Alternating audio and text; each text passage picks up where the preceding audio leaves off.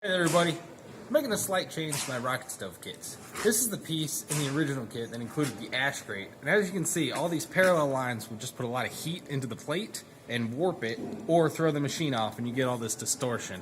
I generally had to cut about 2 of these to get one right for every kit.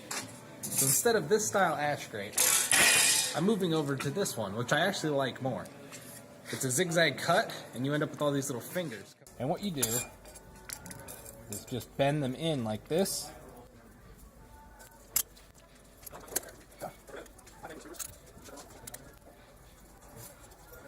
Anyway, you'd bend the fingers in like this. I'll put a picture of them at the end. It's fairly easy to do once you've actually ground the dross off.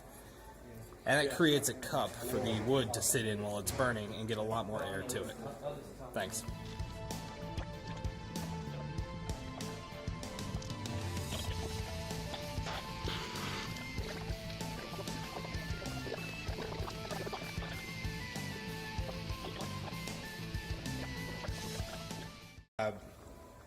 It would start it over. Cut.